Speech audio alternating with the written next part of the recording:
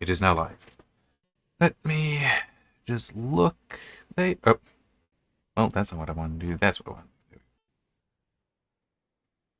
do. I do kind of wonder. Does YouTube or Rumble or any streamer sites actually get angry if you start streams early? I don't know. I can believe that some of them are silly that way, though. Yep, it's going live. Cool. Let me just close that tab then. Don't need it. Got a couple minutes before the official time. And I'm weird, and I like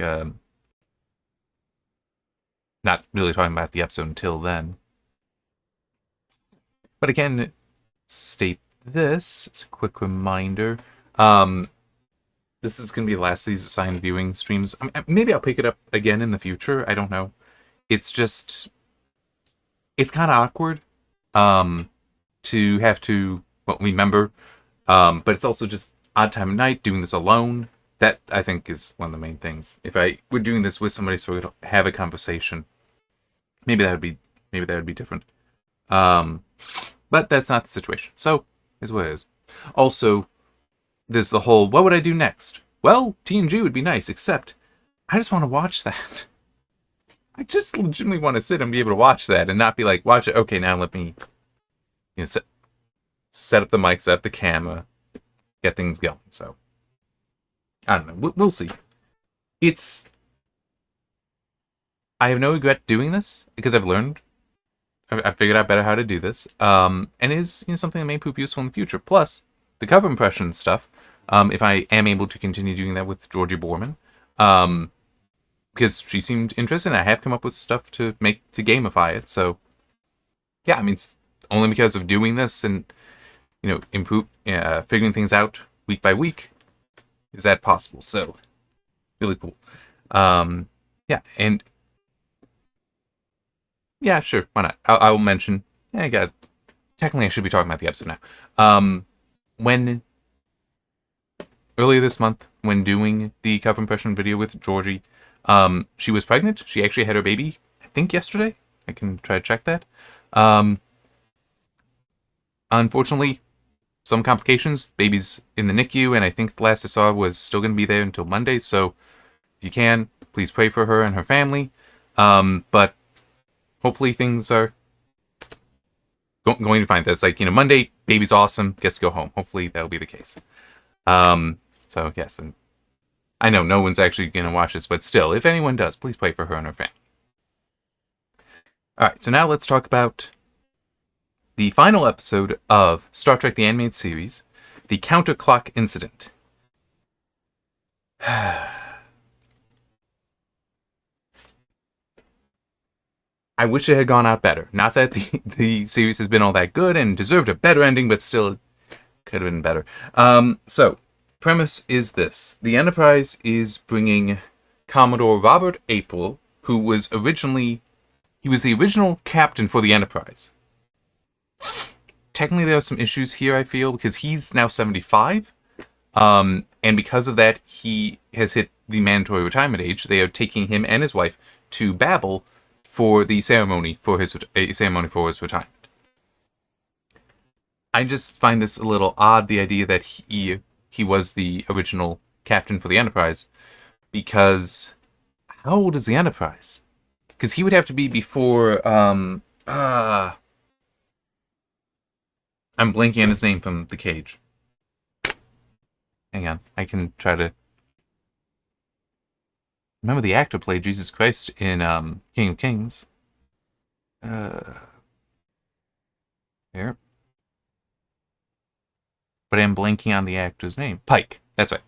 Pike. So April would have to be at least before Pike. The Cage is set, I think, 2-3 years before Kirk takes command. And this is supposed to be still in that 5-year voyage. This, in theory, is year 5, let's say. Okay, so that 5 years back, so now April is 70, because he's currently 75, so 70. 2-3 years more for Pike. So now he's 67. Why would you put a 67-year-old in charge of a capital ship like this. Yeah. I just... There are aspects to this episode that seem to be... they are present not because they make sense, but because they serve the very, very poorly handled reverse time concept. So, for example, his wife has... I don't remember the name given to it. But, oh, you know what? Hang on, I just realized something I want to check. Okay, no, that is engaged. Okay. I wanted to make sure I have an extra...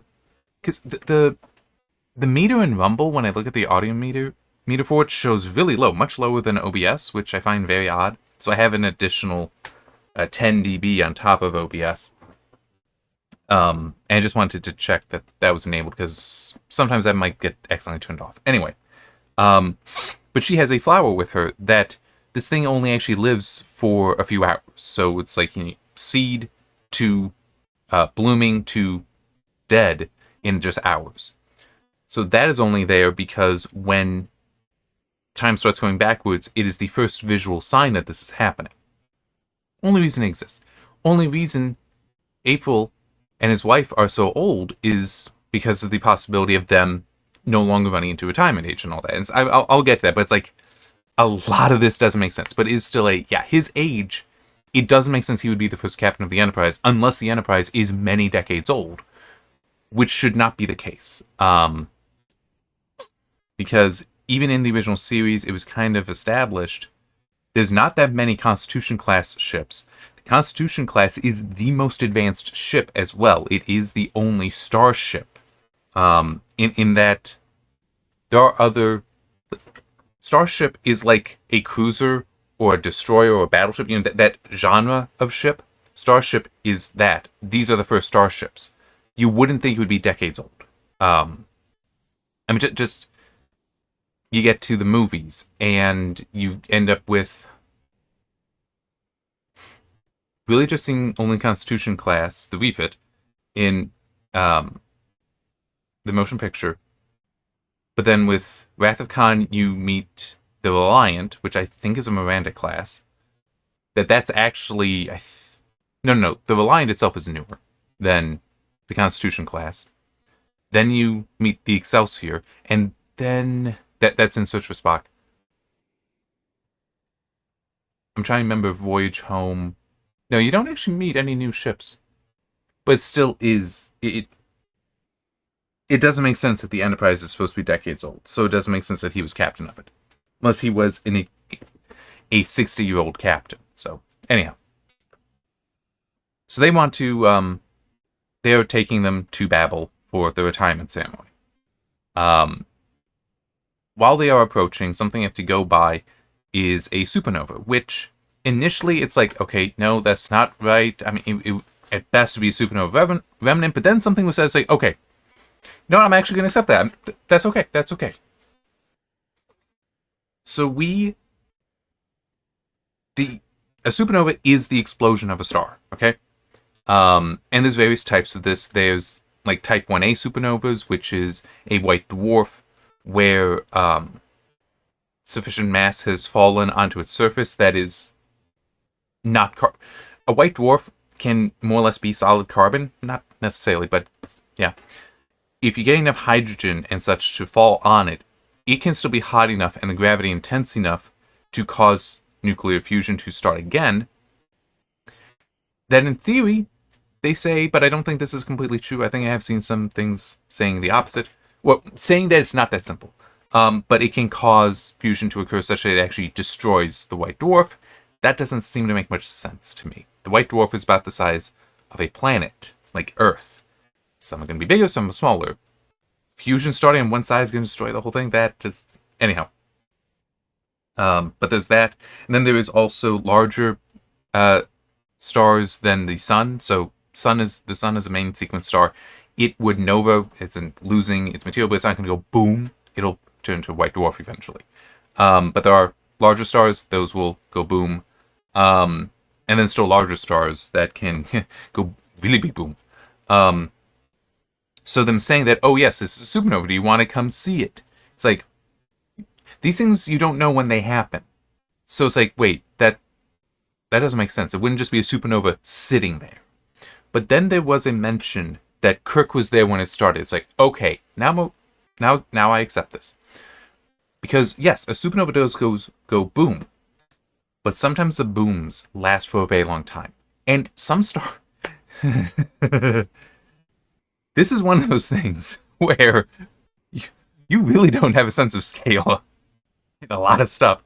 There are stars that actually go through multiple supernovas.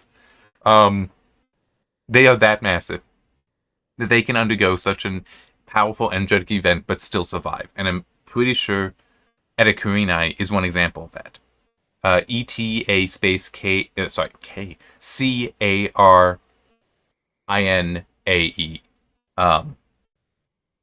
That is just an outlier of a star in so many. Well, yeah, because it is huge and it is incredibly old. Incredibly old. Like the fact that it still exists today is surprising. Its generation of stars, all of them should be dead by now. The fact it's the only one we know of that's that old and in this galaxy does kind of support that. Though I did see one thing at one point suggesting it might actually be a binary star, which that could complicate it. But it has previously gone supernova. It is a massive and beautiful nebula from it. And I'm not sure if I could easily pull up one of the images from it.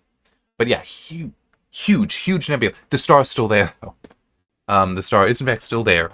And to help give you an idea of how large the star is, there's something called the Pillars of Creation in the Eagle's Nest Nebula? Eagle Nebula? Where these are, like, yeah, they're multiple light years long. But you have... They're called this because you actually see stars forming at them, especially at the tip. And that's part of the reason why it's exposed like that. If I remember correctly, the star ends up pushing out a lot of the dust, exposing it. Eta Carinae has formations in the nebula from this star that has previously exploded, but is still there, that are called the Mountains of Creation, because they're so much larger than that. It is a huge nebula, has massive number of stars in it that have formed in it. And my understanding is the whole thing is a supernova remnant from that Eta Carinae star that is still there. Anyhow, the fact that the episode recognizes that Kirk had been there, had seen the start of it. And so it's like, oh, okay, this is continuing. Okay, so this is, maybe he saw that a week ago when going to pick up the Aprils and is on his way to Babel. It's like, okay, you know what? I'm good with this now. It's not just hey, there's a nebula there that we're calling a supernova, when it would make more sense to call supernova remnant. But no. This is an active event. Cool. And in fact, that is stated later. There's an active event. And that is accurate. I'm trying to remember the name of it. Because there is actually one supernova that did occur. Is it? I have a memory for it, sort of. I don't know if that's correct.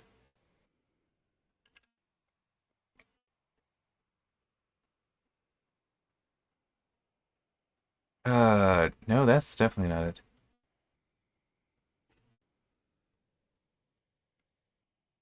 No. That's what I wanted. Okay. 1604. I was thinking 1504. But, okay, there's also Tycho's supernova, which was... Hang on, is that the one? Yes. It was a Type 1a supernova, so that is, as I described earlier, a white dwarf exploding because enough mass fell on it. But this was in the 1500s. Tycho Brahe saw it, but it was also, this thing was bright enough to be visible to the naked eye for over a year. So yeah, it is, some of these, no, they can endure. Which is, I know that's wild, but it's a Type 1a supernova, so that's a specific class of supernova. And there's also Type 2s and Type 3s, and I think variants might be like A and B for some of those. But anyway, they see that, and Kirk is like, Mrs. April, if you want, because it's like, that flower is beautiful, but it is already wilting, because it only lasts for a few hours. if you want, we're going right by this. I can show you. So that's cool. And this does become important. I do also want to mention, so Commodore April was formerly captain of the Enterprise. His wife had been the chief medical officer, which Bones, when talking to her, does say that he hadn't realized until meeting her and talking with her, like prior to being on the bridge, how many of the instruments in sickbay she developed.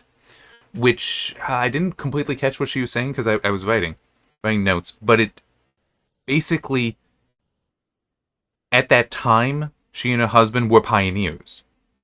So yes, she had to invent these instruments because they didn't exist yet. She is one of the giants he is standing at the shoulders of. In some ways I like this, in some ways I don't. The main reason why I don't is just how long ago did this happen? And it doesn't seem too reasonable. Even without Enterprise, because I don't like Star Trek Enterprise, I don't like that show. Even without that,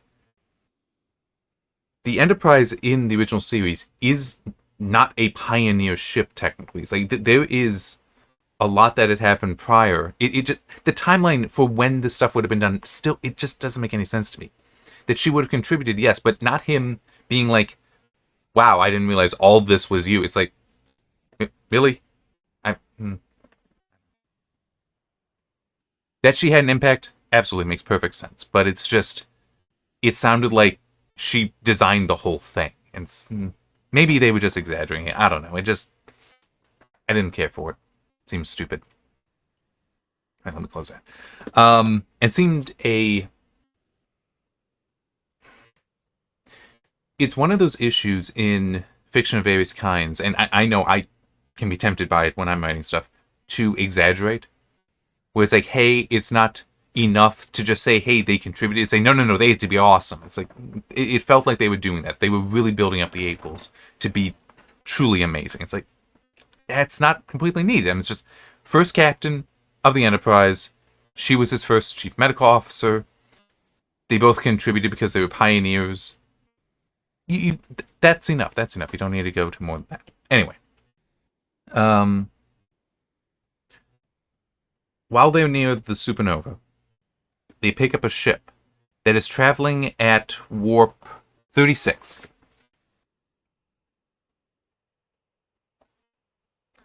That's a problem.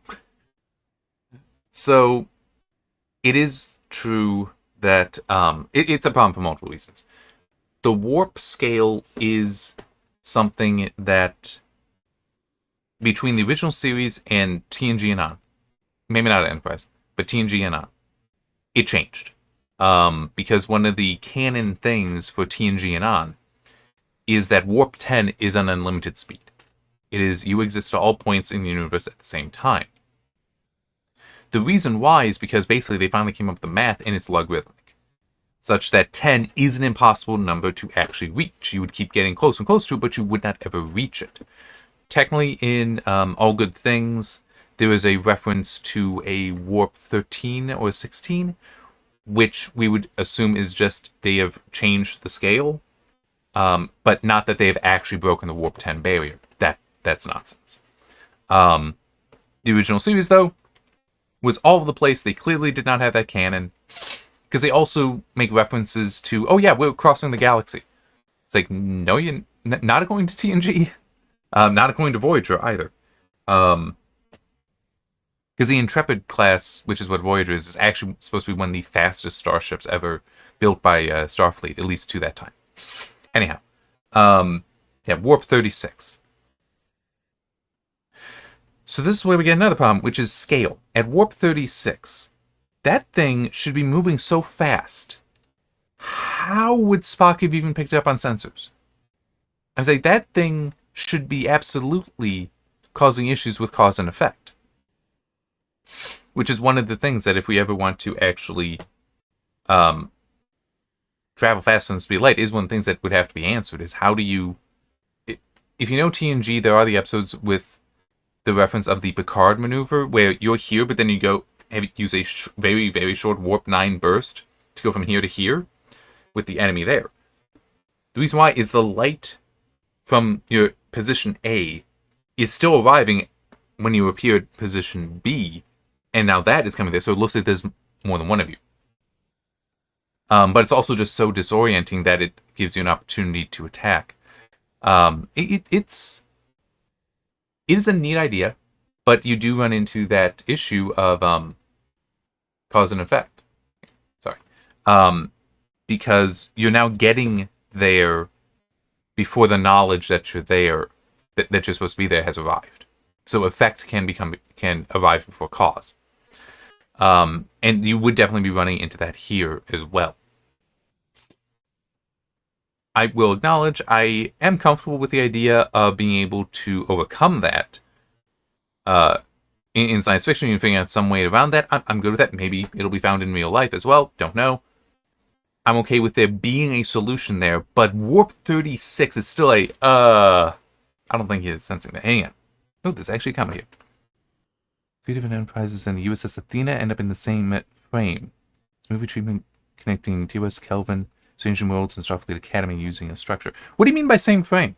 Mega Wire? And also, when was this from?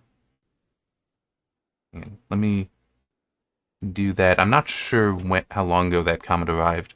Hopefully not too long ago. And what do you mean by same frame? Like same time frame? And I must acknowledge, I've never seen Strange New Worlds or Starfleet Academy. I have Star Trek 2011. I have that down here. I enjoy it. It's not a good movie. It's not a good Star Trek movie, but it's enjoyable. And I've seen Beyond Darkness. Was that the sequel? I've seen both of its sequels, but the third one I barely have a memory.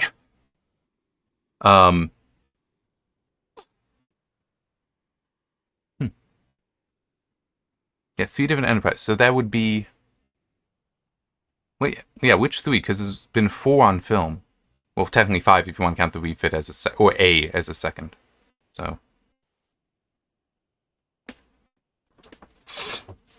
Okay. But I mean, that's.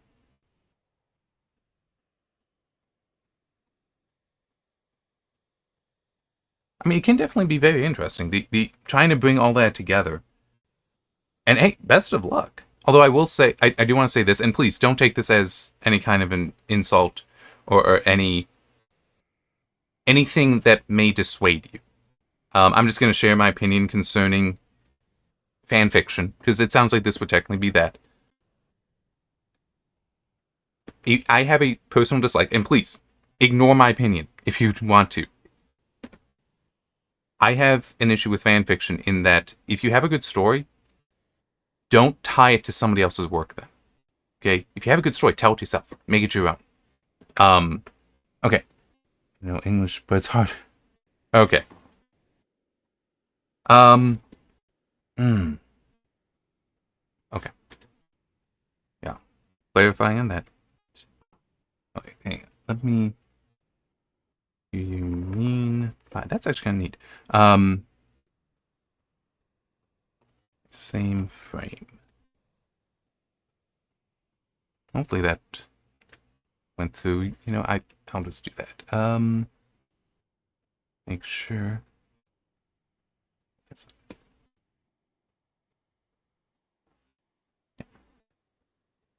Oh, there it is.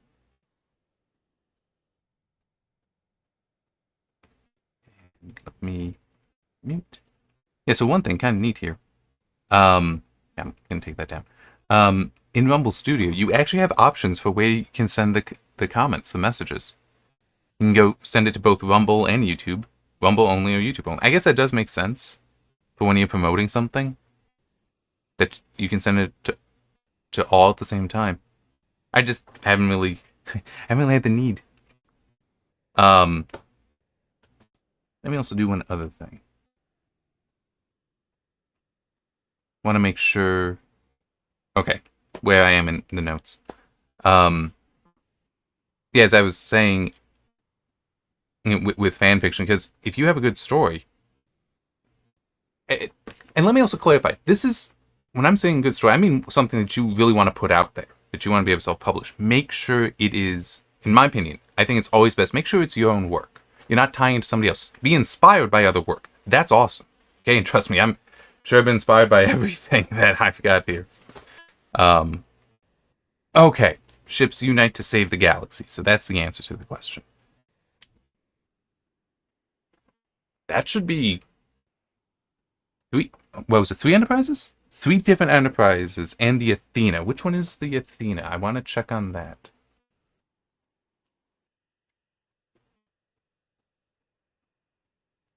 Okay, so that's the one from Starfleet Academy. Because I have seen clips from the show. That should be quite a combination there. That should be quite a combination. Very powerful. And lots of technology there. It would also be interesting if you find an example of a technology that in the future was no longer being used but was necessary. Kind of like in Voyage Home, where they needed the.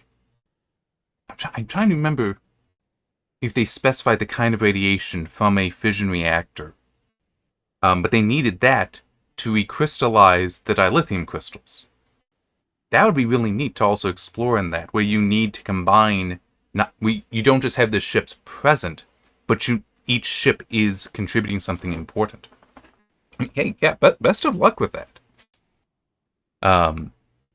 Because oh man, there's so much potential there, especially if you actually care. And I'm assuming you do.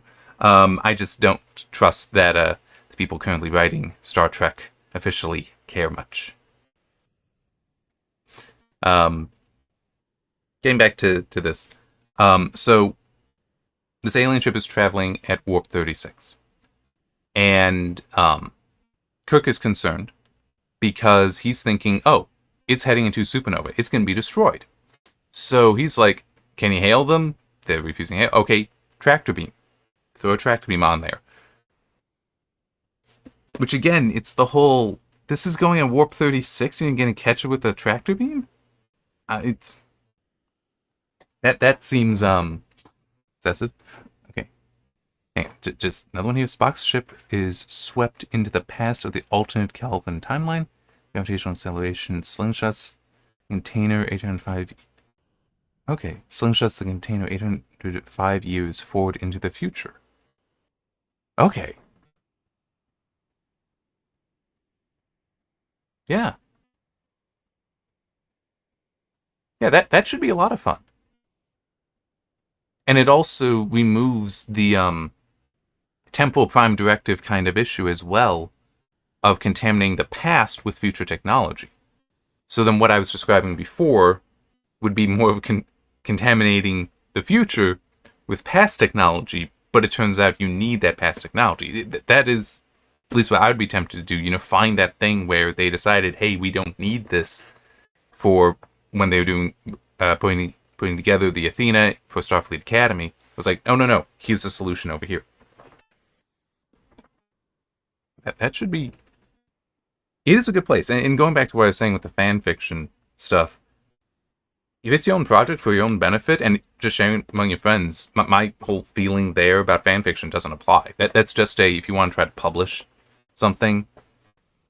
Yeah, nice to meet you too. Nice to meet you too. It's just if you want to publish something and really put it out there. Even I do not know what the rules are concerning, like, just publishing fan fiction online where you're just putting it up for free. I don't know what the code of ethics there is, so I cannot. What I'm talking about doesn't apply there because I don't know enough. But it is still just. This sounds like you've got a good idea there. But if you find it's a lot of fun to write this story, and if you also, the people around you saying, yes, this is good, try to also have an idea where say, okay, how can I, even if it is you're inspired by Star Trek, how can you make it your own? So now when you put it out there for more people to see, it's not oh yeah, this is just Star Trek, or anything like that. Because that way, if Star Trek ends up dying as a franchise, you're not dying with it. Your efforts aren't touched by that.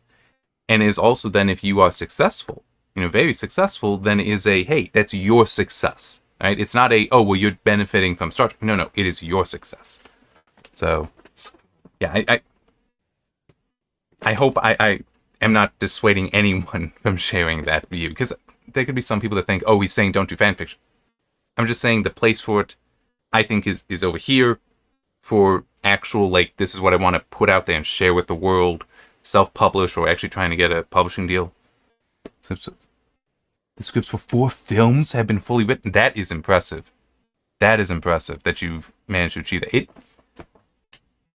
It takes me a while to write one novel. And you've already written 4 films, which even though that's not going to be the length of a full novel, likely, my guess is that is a lot. And managing to keep, because it's essentially 4, I mean, it can still be 4 novels, just maybe not that thick of novels, maybe that thick. That's still very impressive. Okay. Getting back to this now. So with they grab the ship with the track beam. How can I discuss it with you? I'm trying to think of what the best way would be. But there's also, I don't know how effective, how useful I will be. But one thing, I'm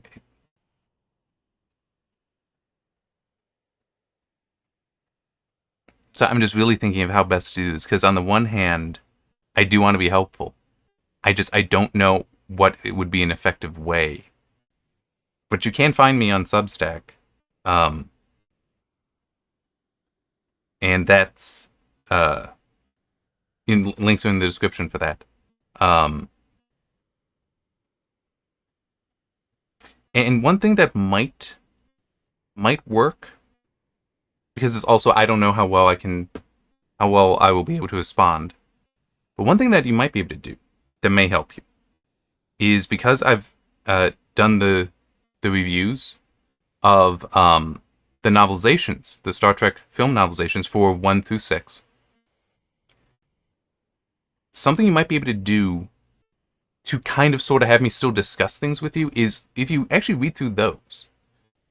Because there might be something there that applies, or any of the reviews. I don't know how to effectively do synchronous communication with you to discuss a story. And also, I'll be honest, there is that part of me that has a fear of, if I were to ever discuss story writing with somebody, that I might be overly critical and start potentially, like, taking over things.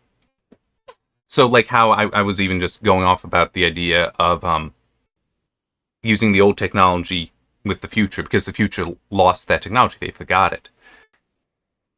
I would be so concerned. I am concerned that if I could start thinking, then building out this story, you have something else. And then it's okay, I need to not share this idea, because it's your idea that matters.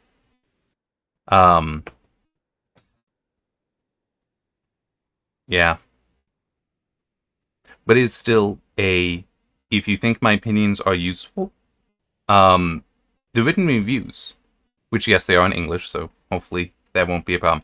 The written reviews, though, might actually be a good place to look, because at least you'll get a sense of my taste and how I can be so technically critical. Like, that's definitely the case in the Star Trek 6 novelization, because they get some things wrong in that. And maybe, reading that and seeing, it's easy for me to talk about the technical stuff, the technology. And my criticism of that, because it's not really taste-based. But maybe you would look at that and see, oh, I hadn't realized that, hey, let me go through, people actually think this, let me go through and find that. But then I could also believe, if you're a fan of Star Trek, you also have a technical mind. But yeah, probably the easiest way for text-based communication with me might be through the Substack. And the links should be in the description on both. Hang on. That's interesting. Sorry, I just noticed my treatment is still on YouTube. And that is showing. Ah, there we go. My treatment is flexible, so Star Wars Warcraft, StarCraft couldn't be incorporated into it. Okay. You know what? Because this, I am assuming, is in reference to what I was saying about fan fiction earlier. Um, the what I was basically saying about fan fiction is don't try to incorporate these other elements in there, because then you're tying yourself to somebody else's work. If it's good work, it'll stand on its own. But if it is that flexible, then I would be saying, I'd be tempted to say this then.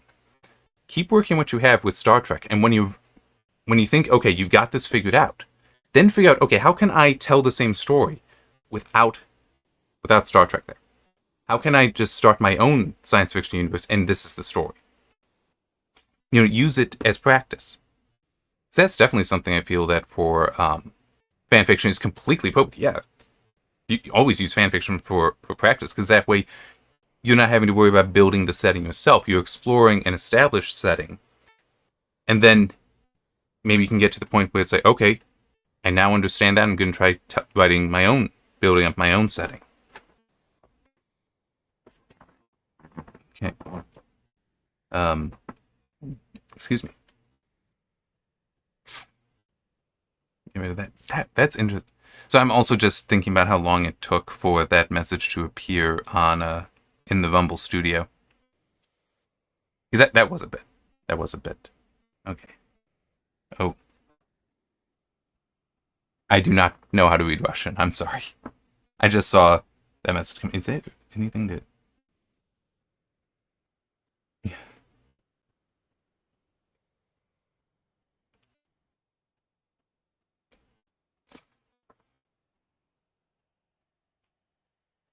Yeah, no worries. No worries, that was in Russian.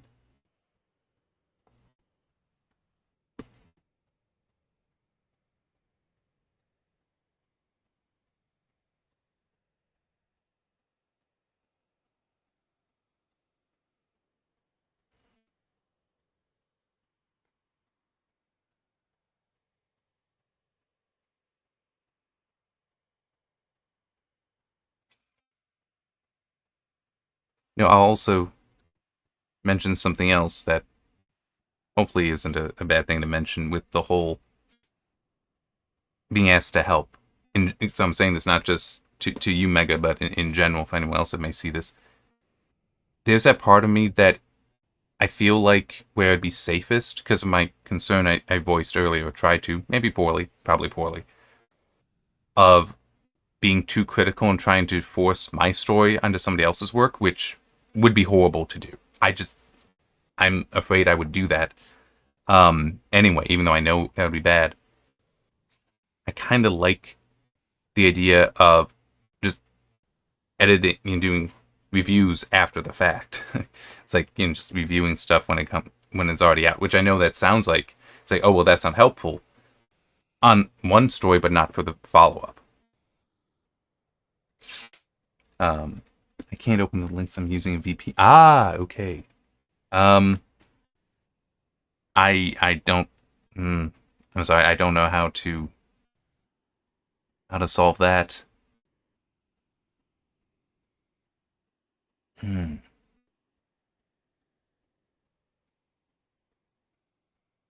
I'm sorry. I'm really not sure what would work then.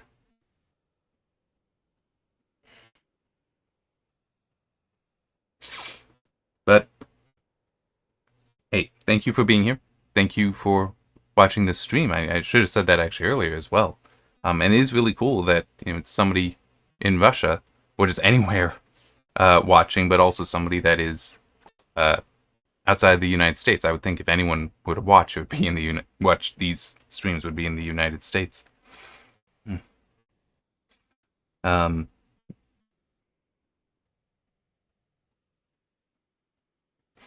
I'm also just thinking something else, and I'm sorry. I do also want to move back to the episode, but Russia, I believe, also does have, because I know that there's some like classic science fiction movies and such that are Russian. I'm also just wondering like going back to the idea, what I was saying before about fan fiction, there might be a Russian science fiction story, sort of storytelling, like almost a subgenre. That could be very interesting. Because I'm also just thinking the history of like the Mighty Five composers and Tchaikovsky. So explaining this, I can go anywhere. Just my mind goes so many different ways. Um, the Mighty Five included like Rimsky-Korsakov, who fantastic composer. He and these others, they decided, hey, we want a Russian sound to music. And they did come up with something that is clearly a unique sound. It's beautiful, by the way. It is beautiful. I mean, maybe not every example. Mussorgsky is another one, the Mighty Five. He did Night on Bald Mountain. But Rimsky-Korsakov is important here because what ended up happening is they kind of were mocking Tchaikovsky. Because he, another great composer, was he was very much of the European style. They were kind of making fun of him for that. He was already a master composer. He came and actually studied under Rimsky-Korsakov and did learn this sound, did learn this Russian sound. And it's very evident in the Romeo and Juliet Fantasy Overture that Tchaikovsky composed. If you compare that to something, I don't have, well, the first Rimsky-Korsakov piece that I got, that it's like, oh yeah, that's him, and very much a Russian sound, is a Russian Easter Overture. Beautiful, absolutely beautiful. You listen to that, you listen to Romeo and Juliet Fantasy Overture by Tchaikovsky, you can tell he was influenced. And it's just, I'm kind of wondering now a little bit about Russian science fiction, if there is a different character to it than you see in more Western. Like what I would be used to with Star Trek, for example, Stargate, Star Wars, and my own stuff. Because certainly, I only ever know the Western culture. Come to Russia and you'll be pleasantly surprised. By the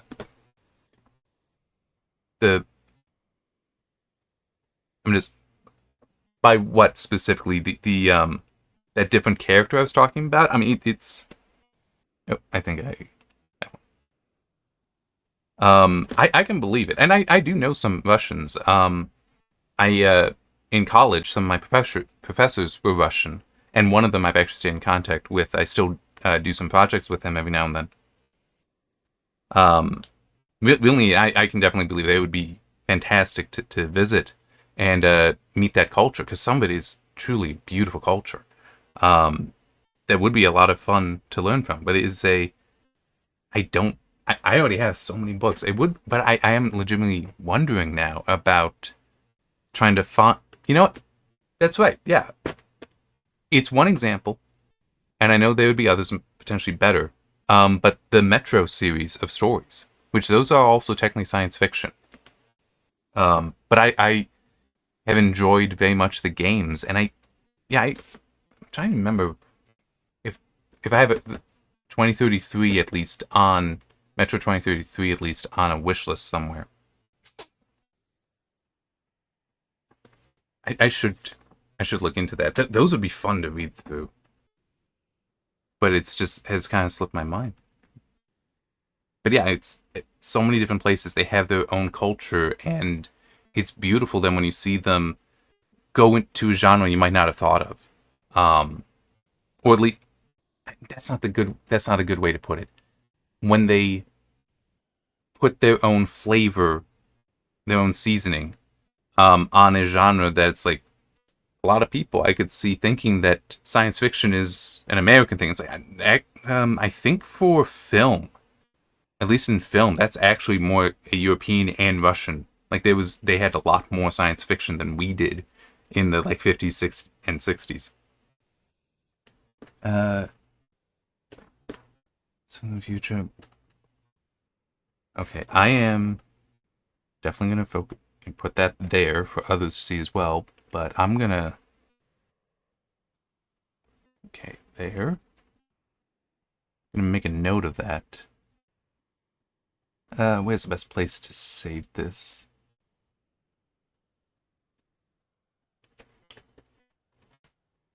Russian recommendations.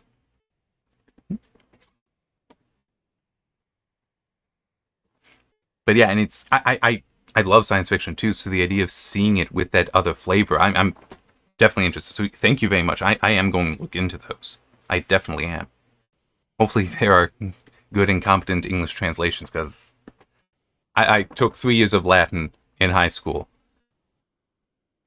That's a dead language, and I still struggled with it. I'm not going to be able to learn Russian, at least not effectively.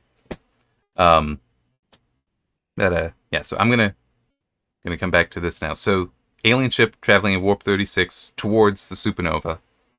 The Enterprise, Kirk is like, okay, they're in danger. Let's tractor beam to try to stop it. They do slow down to warp 32. Doesn't really work too well. Because what even ends up happening is the Enterprise gets dragged along. And so it's actually getting pulled up. Eventually, I think the highest named was like warp 22, maybe warp 24. Which, this is insane, because that should be at that warp speed. You're crossing solar systems in an instant. But it's like, oh, we have like minutes before we get to the supernova that they were right by. It doesn't make sense at this speed. Basically, they got the scale wrong. Which, yeah, that's so many things in science fiction, they get that wrong. I get it wrong. I try not to, but I'm certain I get it wrong. There we go. Kirk tries to order the tractor beam stopped. Doesn't work. It is actually, like, it's not unreasonable to me, the idea that because of the strain on the tractor beam, that the emitter is like caught up trying to hold on to this thing, so it can't normally break, but still is a, what happens if you just cut the power to it? They don't try that. They end up getting dragged into the supernova. So there is an area of great heat. It's a minor teaser for the project on my channel, by the way. 2 Easter eggs in it. Okay. Me.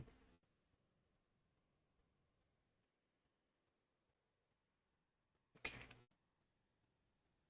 All right. I have opened that up, and we'll look at that later. But I do want to. Sorry, Mega, but I do want to focus on finishing this up. I assume it is this video from. Yeah, that definitely is it. I see the Star Trek ships. Okay, so yes, I will look at that later. Just after I finish the stream. The alien ship survives this heat wave from supernova because it is an explosion. But now, like, oh, what's going to happen to us? Because is the Enterprise going to be able to survive it? It does, and the explanation given later is the alien ship, and there is a woman on board, which they finally managed to hail her, and she is telling them, hey, what are you doing? You can't interfere with me. This is a matter of life and death. But when she's speaking, they're like, what is she saying? Her, run that through the universal translator.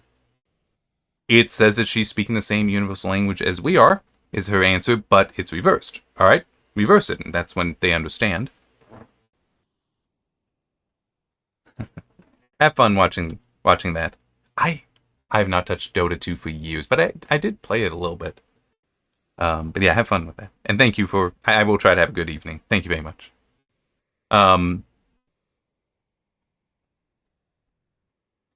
Is said late. So the universal translator recognizes that, oh, it's just reversed. Okay. This is one of the consistency issues with the reverse time that I do have an issue with. That I will be attacking more in a moment. So they are being dragged along by that ship and end up entering the supernova as well. And then they end up in this other universe where the stars are black and space is white. Which... No, that's not how that would work. Because... Okay, the stars being black in a universe where time is running backwards, that can make some sense as far as they're absorbing light instead of emitting it. But space is black, is dark, not because something is absorbing light rather than emitting. It's that there is no light, so it would still be black. And that's kind of part of the whole inconsistency here is that some things are backwards, but what is backwards? Some things are inverted. With it is like things are running backwards. Other things are just inverted, like, oh well, now black is white. That's not how that actually works. And there's other things as well where it's just very inconsistent. They're there. They hail the ship and are able to talk with her. And I don't remember her name, but now it's talking normally. Oh, it is also mentioned the flower that Mrs. April was holding was wilting. Now it's blooming again, and in fact even turns into a seed in her hands, which this I'll get to as well as a problem. Spock notices the ship's chronometer is running backwards. Now when talking to her, they understand her. So she is speaking normally to them. These are problems, because if she's speaking normally, because their brains, they themselves are now going backwards, so it all matches up. It's like, okay, why wouldn't she was in the forward universe, the normal universe, I'm going to call this other one the backward universe, why did she not undergo the same thing? So now she was speaking forward with them. This is just not explained, but it is one of those, it needs to be consistent in both directions. It's not. There's also the whole, the clock's running backwards makes no sense, because if the clock is running backwards, why are they not? Like, technically, they should be immediately forgetting everything that's happening. Excuse me. Because their own clocks should be running backwards. So it's that inconsistency, very annoying. What else? Nothing right at the moment. But as they're talking, it is a, well, what happened to you? And she was like, oh, well, I think that I ended up entering your universe because I got too close to the nova, which to her experience is a dead star coming to life as opposed to a living star dying. And it looks like that the universes are connected in that they are mirroring each other. And the same star went nova in both at the same location. So when she approached it and ended up entering it, it created a bridge, and so she went from her universe to her backward universe to the forward one. So it's like, huh, well, I guess that's what we need to do. It's like, well, the nova ended, so you're trapped. Why don't you come to my planet, though? We can try to figure things out there. Maybe my scientists can help. My son, specifically. It's like, wait, what? This, I kind of get them doing it, but it still is this doesn't make sense. Her son is older than her and growing younger because instead of being young going to old like we are here in the forward universe, it's old to young. So the younger generation precedes the older generation in their universe. But it's just weird, because that would also mean then that you'd have dead bodies spontaneously forming out of the soil, assuming that they are buried, being brought out intact and then just suddenly coming to life with a full knowledge of things, in like a lifetime of knowledge that hasn't happened yet. This is, again, the kind of cause and effect issue where you now have effects before the cause. But technically, they're somehow able to interact with the Enterprise that had no existence previously. So it really doesn't, in this universe, it had no presence previously, so it makes no sense. But all they can do, basically, is just, okay, well, here's a map of your backwards galaxy, here's a map of our forward galaxy, let's see if there are any stars that overlap. Okay, there are some here, cool. But how do we get them, a nova to happen in both, supernova to happen in both? And the solution is just, well, you have a dead star here, right? Yeah? Why don't we just, kick it into life? Wouldn't be that easy. But, I mean, I guess, we can just go with that. I mean, it's hand-wavy. I'm being too technical with that one. I got plenty of other technical criticisms here, so say, the hand wave here, that's fine. So they find one where it's like, okay, they can go there and have that one trigger a supernova in the backwards universe that matches up with a current one in the forward universe to get back. Only problem is that they are now suffering the effects of time running backwards, in that they are starting to grow younger, but they are also starting to lose their memory.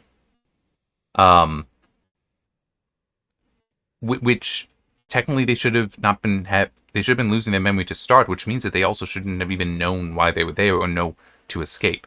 And this becomes definitely an inconsistency because April is a Commodore at 70, he's 75 years old, and being that old, so I was kind of saying this before, the plant is there for the reason of the first visible effect of time running backwards, which it's supposed to be hours, but in her hand it goes from, no longer wilting to blooming to a seed in moments. It's like, yeah, so time is flowing backwards for them very rapidly. He ends up looking about the age of Kirk, which would be like in his 30s potentially, and takes command. Has to take command, and Spock talks to him and refers to him as Commodore, because Spock remembers that he's Commodore. He's like, what are you saying, Commodore? I'm a captain. But he doesn't know what his rank is anymore. He's reverting back to that, but he still remembers what his mission is, they have to go through the supernova.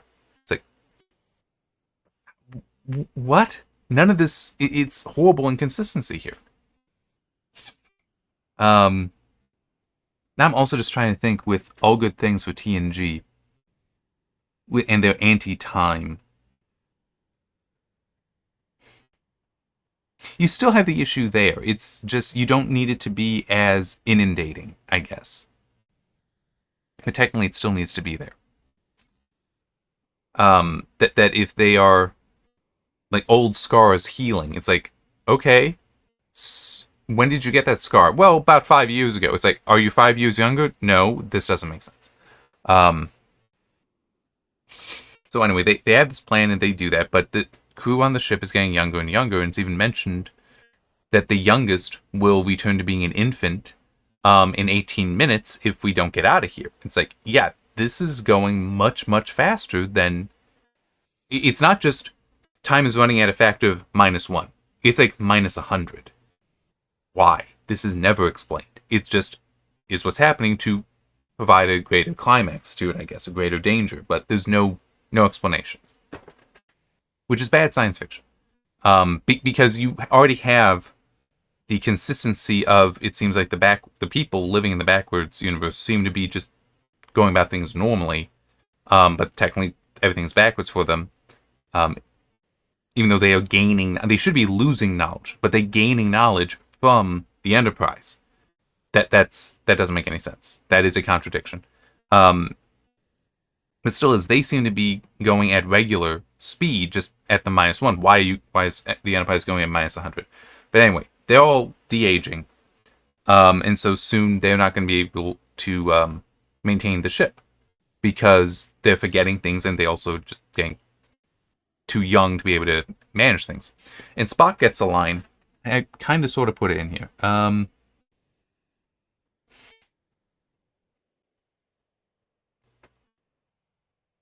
Okay, I already mentioned that.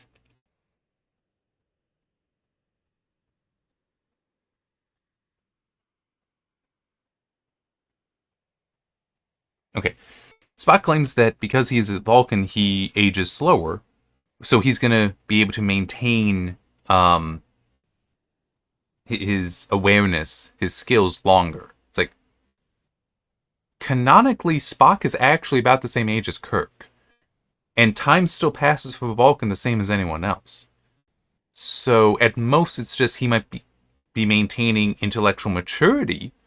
Like, instead of saying that a human might intellectually mature early 20s, maybe you can say that, no, a Vulcan intellectually matures at age 15. It's like, okay, that's 5 extra years.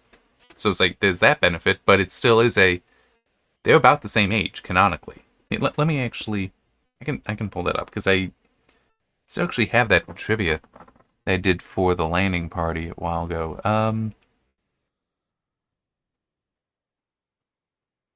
Here we go. Scotty was the oldest, born in 2222. Okay, yeah. Spock is only 3 years older than Kirk canonically. He was born in 2230, Spock was. Kirk in 2233. But of course, the answer is not that Spock will be in command, it's that April will. Because while everyone else is turning into children, he is basically going back to the prime of his life. And it's just, needs to just issue the orders and all that to get them back. They get back, so okay, now time's going to move forward again for everyone. We're good. Except they're kids. How do we get them to age up? And Mrs. April says that we can use, I'm pretty sure she's the one who says we can use the transporters to restore them, which is something with the Territon incident. The Territon incident, that's how they undid the people being shrunk. So you got that, and you do also in the IMDb trivia, it mentions in Rascals, pretty sure is the name of it, the TNG one, where again you had people turn young into adolescence, that they used, that was actually a transporter accident, but then they fixed it with the transporter. So you got that going on. So it's like, this has been done previously in the animated series at least, will be done again in TNG. So that's fine, but then we get a discussion between the Aprils, between the Commodore and his wife. Actually, I just realized I can also... His name is Robert. What was her name? Sarah. And Nichelle Nichols voiced her. But, so was Scotty was Robert April's voice actor, so that, which was not too surprising. But with those two talking, Sarah brings up, and it has already been set up that the Commodore does not like that he's being forced to retire. He doesn't like this. So, in theory, you could have had this, do I want to go back? Like, I'm young, maybe I should hang out here a little bit longer so I'm even younger and can, be a starship captain can. You can have that happening, and it would be very interesting. But instead, no, he gets him home, and she brings up the whole, we're young again. We don't need to go through the transporter. We don't need to return to our old age. And he argues against this, and I have such a problem with this. I get the underlying idea for why, but he's still wrong. Because he talks about how, no, we shouldn't do it. We should go back to our old age because I had no regrets in my life. I don't need a second life, right? I don't want a second life because I already had a great first life. And it's like, okay. And she's like, oh, okay. And we do see that they did go back to their old age. And like, yep, going to their retirement. But the report of what has happened has already been filed, and Starfleet has decided, you know what? We're granting an exception. We're not going to force your retirement. You are going to be ambassador at large. So it's like, guess what? You still have use. So it's like, that's cool. But it still is if the question was presented to him, do you want to be young again? And he said, no, because I already lived a good life. I don't need to redo that. I have no regrets. That's one thing. And that's a good moral lesson. Like, there's even a Twilight Zone with, in which you do have an elderly couple that they can purchase new bodies. And they want to do that so they can both be young again. They can only afford one of them being young. And he goes through the procedure, but then he changes his mind because he wouldn't be able to get his wife. His wife would still be old for a while. And the reason he did is because he's the one who could potentially go to work, make enough money so this can happen with her, but it's kind of risky, and he does in the end decide, nope, put me back in my original body because I don't want a life without her, and she's old. I should be old with her. We were supposed to grow old together, and I've just cheated that. It's like, that makes sense for a refusal. That, no, I'm not going to enter into the situation where I am young again. That's not the situation here at the end of this episode. The Aprils are not, they didn't ask to be young again as though they needed to change their lives. They needed a second life. No, the situation has been given to them that they are young again. There's nothing wrong with accepting that and being thankful for it. Now, it might be yeah, we're going to stay young. This is awesome. But, no, I don't want to be a starship captain anymore. It's like, we already lived that life. I want to live a new life. With you. With you, honey, yes. But, I want to live a new life. There's nothing wrong with that. He's been given a gift. It's not him being like, oh, well, because of no regrets. It's like, no, this has already been given to you. There's nothing morally wrong with you keeping that gift. So yeah, I do not like that. There was no reason that he needed to go through that procedure to return to his old age. There really isn't. Yeah, the sentiment is just wrong. It's just missing. All right. So largely because of those technical inconsistencies, I'm putting this down as a positively flavored failure to recommend, because I'm just too technically minded for it to be enjoyable for me. It's like, nope, that's wrong. And it's not even that's wrong. It's you said this, then you did this. You said this, then you did this. You said this. It's so much more that, with the constant contradictions and inconsistencies. That's what it really is. I can't say I enjoyed it, but I'm good with the premise. You know what? Okay, here's how I would do it. Here's how I would fix it. And this is also part of the reason why, with the Mega earlier from Russia, the whole why I'd be concerned with if I'm helping somebody with writing a story that I might start taking over. Because, like, no, here's how I would do it. And I'd be really afraid of somebody being like, oh, okay, I'll just start doing this. Like, no, it needs to be your story, not my story. My stories I will write. Do not write my stories. You should be writing your stories. But this would be my solution to if I were to write the counterclock instance, if I were to do that. The ship has been saturated with the warp drive, with the warp field, such that it is giving them protection now that they are in this backwards universe.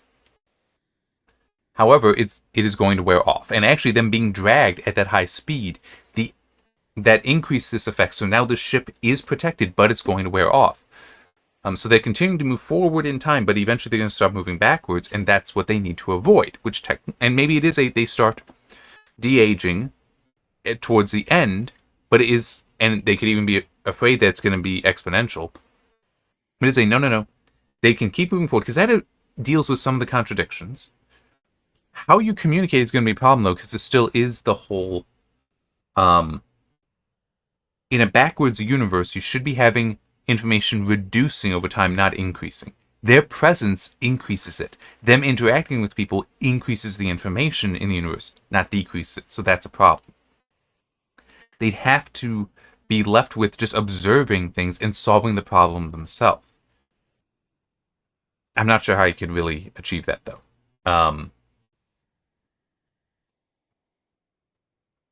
But it is still I would, for putting them in there, that's what I would do. They're saturated so they can keep moving forward in time. Now they're spending time trying to figure out the solution. It can be like, okay, well, this is clearly a different universe. We came through because of the supernova, though. We ran through that. So that's what we need to do to go forward in time again. Well, to return to our universe, is somehow go through that. This nova ended. It's like, okay, well, isn't it interesting? Spock can bring up the whole that, well, it's a nova here as well. That's curious. It's like, or even scan the star and realize, hey, this just came to life. So it must have novaed at the same time as the one in the forward universe. So they could come up with that conclusion themselves and then say, okay, how can we figure out where to find a star that is going to supernova? So you could just have them figure it out internally. You don't need them interacting with the backwards universe natives. Don't need to necessarily do that. But yeah, so that's what I do, because then if you keep it internal, then that removes contradictions by keeping it on the ship that is saturated, so that they can still have forward in time. That they're still moving forward in time for some of it, but that's going to start ending. That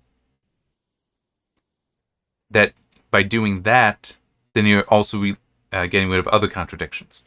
But it's only as you approach the end of it how you. Well, that's true. If they have to go back to warp, in theory, that is giving them. That is going to help them. Help them remain there safely. So, okay, how do I solve that?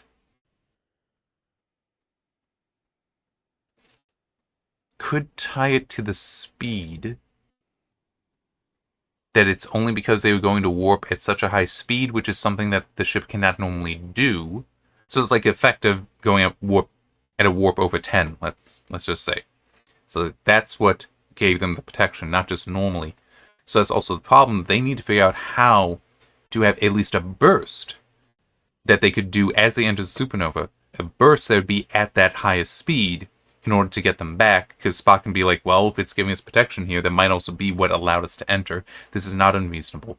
So then he could do that and still have the threat of them aging younger, de-aging, when going, if they don't escape in time. And once they do start de-aging, they're going to start forgetting what the plan is. And there won't be any record. It's not like they could write it down somewhere and then, oh, that's what I need to do. You can't, the Memento trick, which I need to see that movie at some point. You can't do that because that's going to be undone as well. So it's more of a, you need to set things in motion and then just hope that they get done in time. Yeah, no, it really just is. You just need to get it done before the backwards time even happens.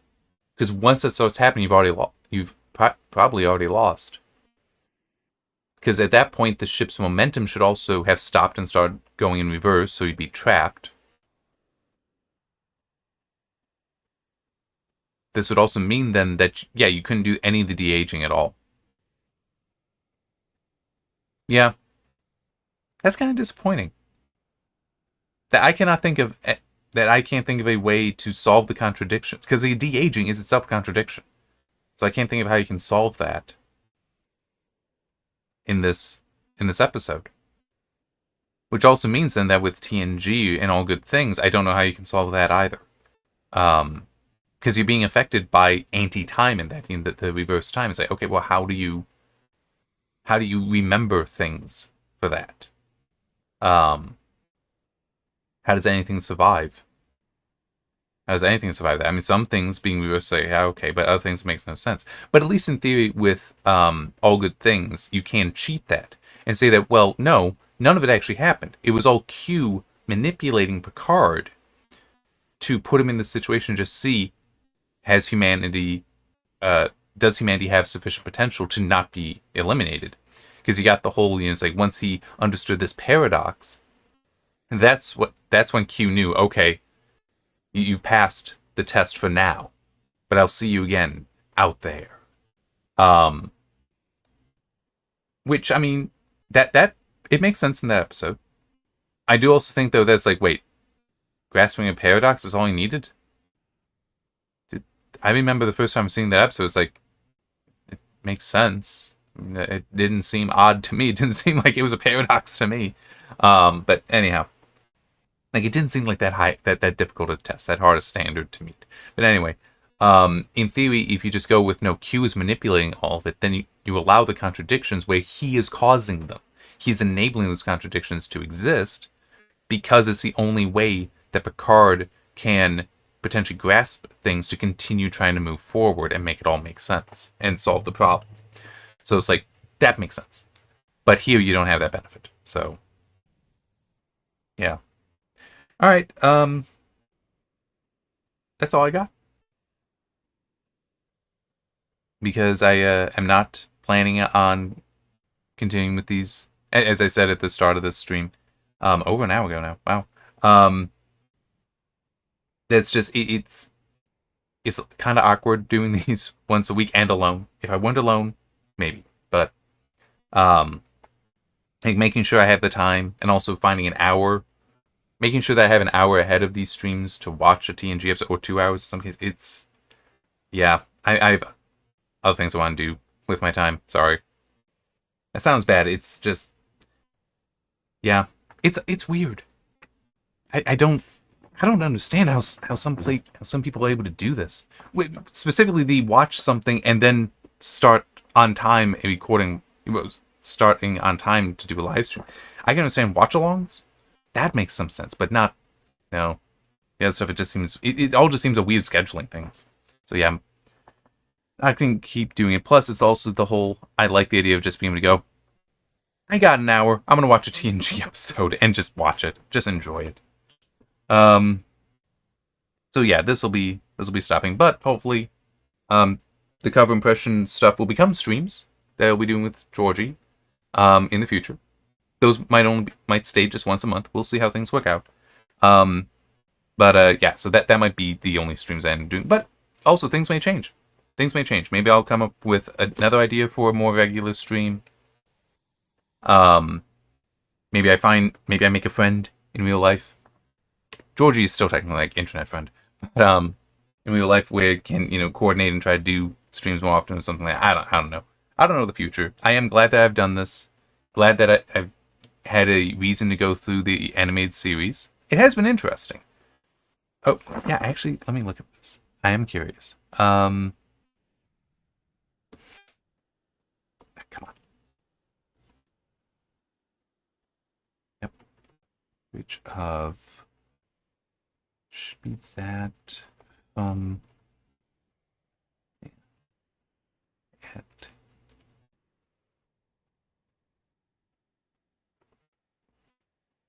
I think I have... yeah. Okay. It doesn't quite work because they're not scores. They're categories.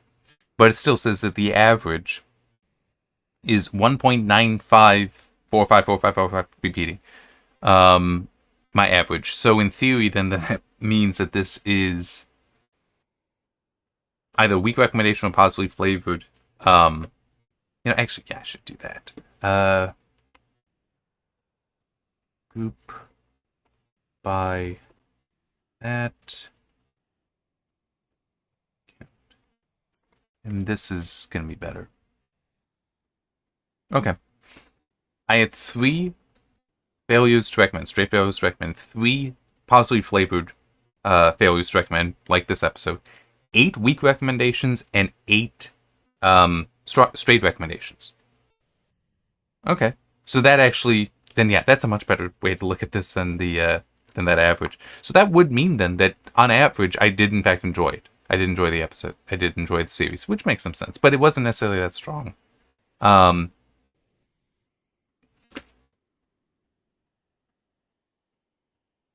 and I'm also just thinking, like, what would, of the 3s, what would I say was probably my favorite?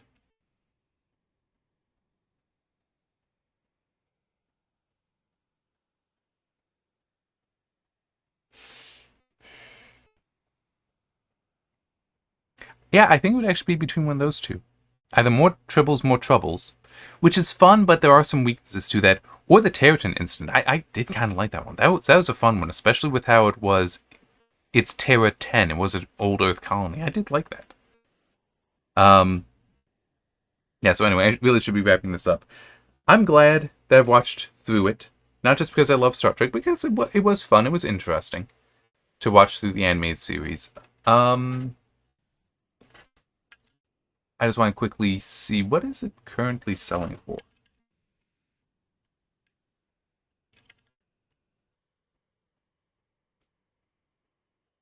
$27.29. List price is $25.99. So that's interesting. Amazon apparently has a little more expensive. If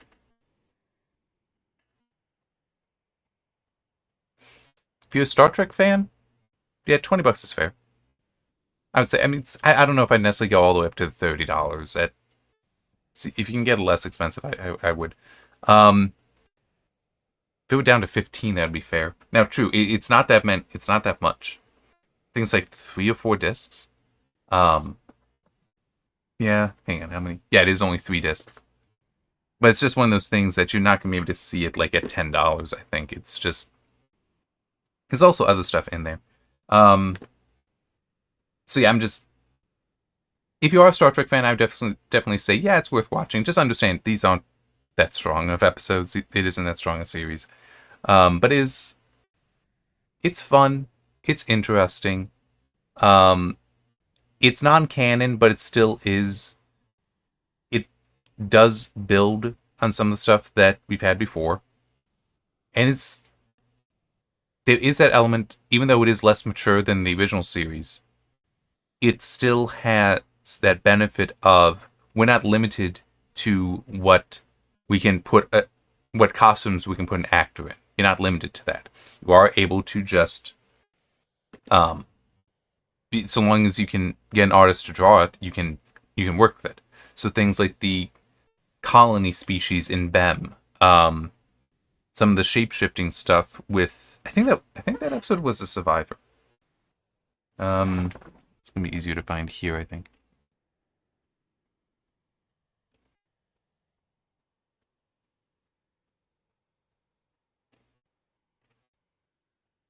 Yes, the Survivor was also an interesting one. I mean, that stuff was neat, but yeah, I'm just rambling. I know, just my blathering. I don't know. I mean, at the same time as I'm saying all this, there still is the aspect of it. The anime series doesn't stick with me like TNG or Deep Space Nine or the original series, so it's hard to. I do think if you want to have a collection of Star Trek, it should be in your collection. I do think it is good enough of Star Trek to deserve that. Um, but as far as do you have to have it in your collection? No. Am I saying you have to watch it? No. No, it's not that impressive a show, but it is an interesting. Uh, it is still an interesting Star Trek show to watch, and I can believe it's also better than some of the current Star Trek. Anyway, so yeah, with that, I guess I can actually end stream, stop my blathering, bring that all to an end. Um, and yeah, and I will. I almost forgot, but I have the tab still open. I will look at Mega's video for what his stories are, and I do hope that he comes with something really good there. It'll be fun to watch. Definitely looking forward to this. But it is also, as I was saying, it's like you got a good idea, keep it. It is my opinion. Make sure it's yours. Um, don't always tie it to something else.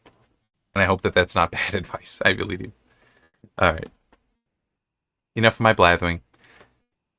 See. Oh, I guess I will mention this because it is also, I do try to mention stuff. I have finished writing the Utopia review. I am still working through editing. It's hard to say. Even though it's the weekend, my schedule is not really mine.